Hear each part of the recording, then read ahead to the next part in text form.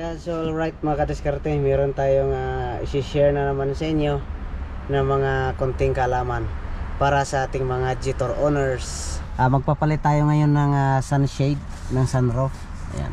Pag mga ganito mga kadiskarte, no, kung hindi pa sana sira yung kanyang ano dito, yung kanyang sunshade dito sa dulo, mapapalitan lang sana natin ng recall.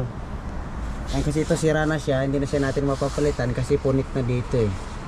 So ngayon bago na talaga papalit natin na sunshade. Ayun. So kung makikita niyo mga kadiskarte, no? Ayan. So papakita natin mamaya sa inyo kung bakit nagkaganyan siya. So panoorin niyo kung paano natin tanggalin ito mga kadiskarte. So ito mga kadiskarte, tanggalin natin muna yung salamin nito para madali natin mapalitan yung sunshade niya. So mga kadiskarte, sa pagtanggal ng salamin, kailangan muna natin tanggalin to yung rubber dito. Medyo ano lang to, madali lang naman to tanggalin. So masikip lang. Kaharang kasi itong ano yan. Hello. Ay, yung sa harap naman mga kadiskarte, pwede naman natin iangat yan eh.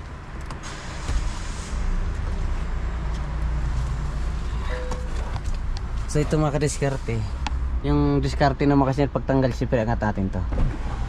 Yan, ganyan natin. Kasi may mga ano kasi yan mga kadiskarte, may mga tornilyo dito yan. May mga vlog naman tayo, previous vlog natin ito kung paano palitan to. Yan. Pag tinanggal natin to yung rubber niya, makikita natin yung mga tornilyo dyan.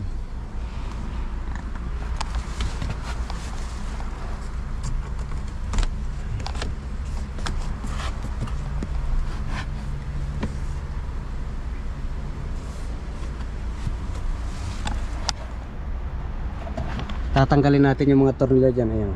Bali tatlo dyan, tatlo rin dito sa kabila, ganun din dito, tatlo dito sa likod, tatlo rin sa kabila.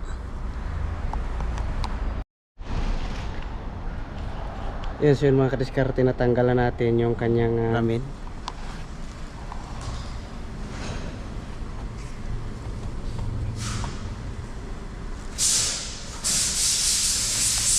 Kailangan natin sapinan kasi aapak tayo dito.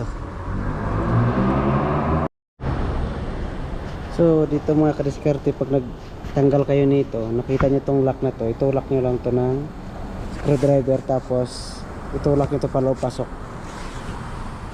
para mabunot dito. Ayan. Ayan, so ito mga kadiskarte yung kanyang recall. Yan kasi mga kadiskarte, dito nakalagay yan.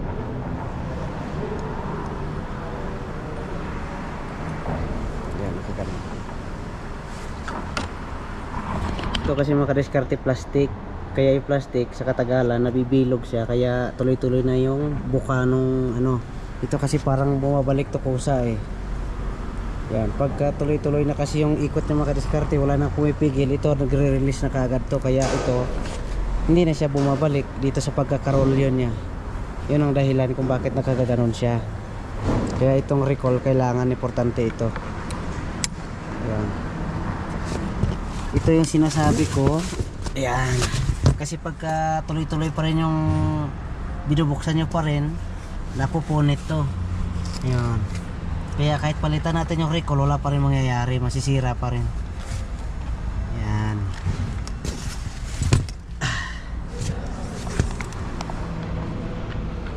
So bago natin isalpak ito, so mga kadiskarte, yung bago may kasama na siya oh. Ito na yung kasama niya.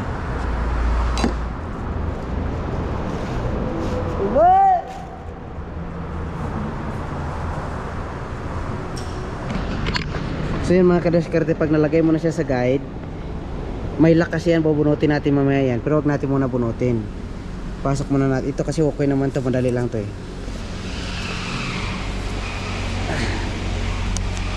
At nito susunod lang para pumasok, para may pasok sa guide.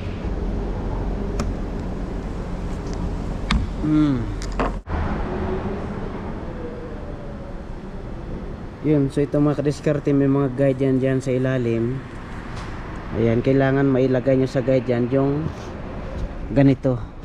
Sana ba yun? Ayun.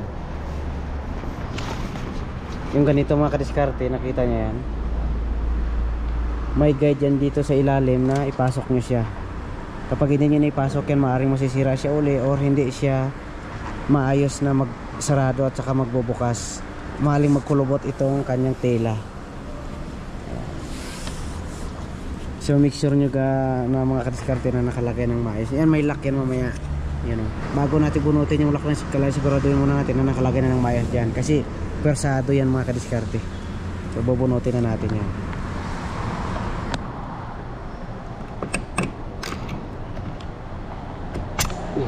Yun, ito na.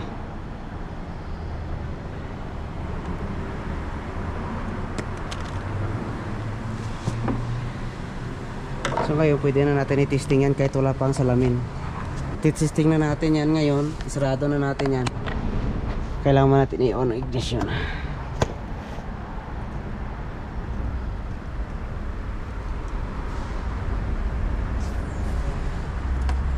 Yan. Ayun.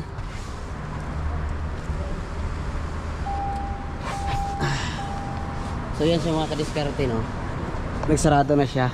So siyempre wag natin kalimutan, laging mag-double check sa mga gawa natin, kasi kahit sabihin natin marunong na tayo, minsan may mga sablay pa. Check natin. So yan na siya.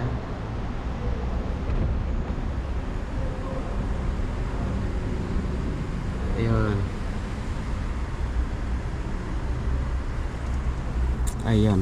So yung mga kadiskarte, kailangan double check natin lagi yung mga ganito niya. Yan.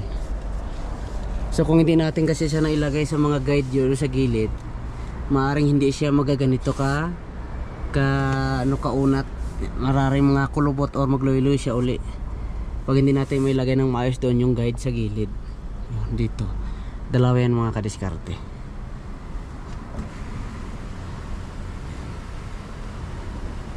So hindi na uli masisira yan katulad sa dati, dahil napalitan na natin ng plastic dito sa taas.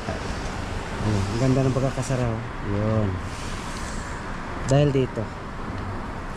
Ito kasi nakalagay dyan dati, ay wala kasi siyang ganito dati.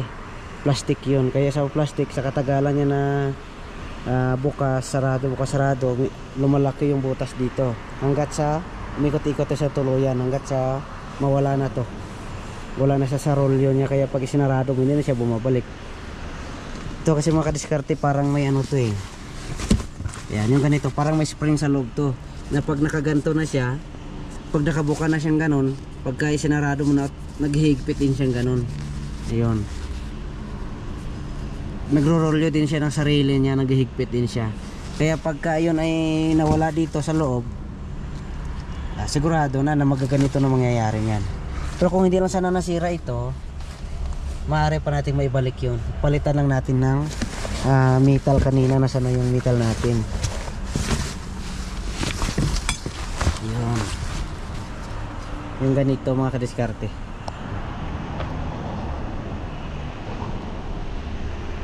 Kailangan natin ng kasama mga kadiskarte sa paglagay ng salamin para may sa pag-align ng salamin. Pero kung wala kayong kasama, siyempre sariling diskarte mga kadiskarte kung paano natin may lagay na walang kasama.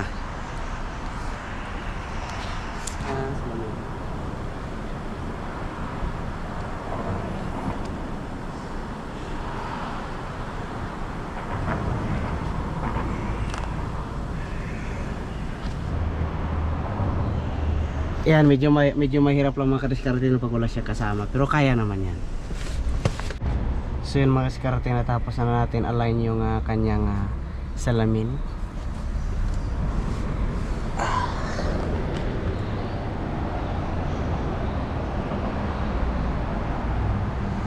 Kailangan bago kayo magtanggal, tingnan nyo muna yung mga kuha ng salamin, mga gap, kung gaano siya mga distance dito. Ayan, tandaan nyo para pagbalik nyo alam nyo. So ngayon titingnan na natin yung bukas niya kung okay.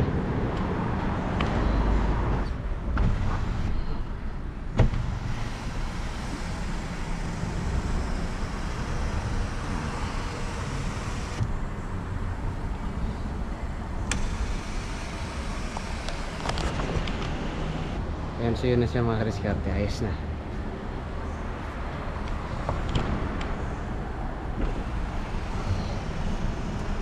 Kailangan tuloy-tuloy na yan hanggat sa magsarado siya.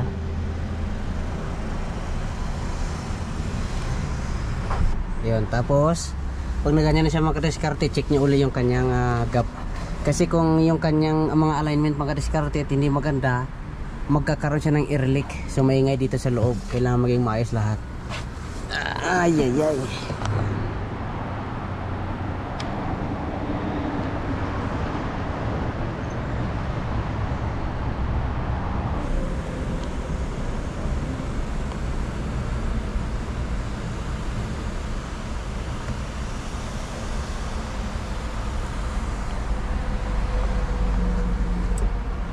Ayan siya mga kadiskarte.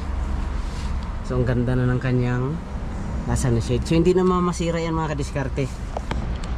Pag napalitan na natin yan, hindi na yun maulit yung dati pang sira niya. Kasi okay na siya.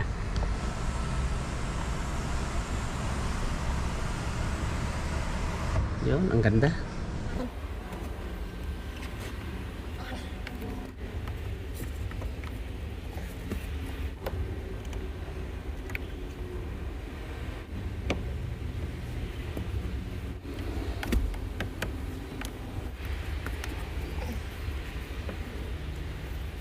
So ito na mga kadiskarte, nalagay na natin yan. Kailangan na ng mga kadiskarte nakalagay ng maayos yan. Kasi tulong din kasi yan mga kadiskarte sa mga air leak at saka sa mga vibration dito sa salamin. Para pag isinarado yan, okay na.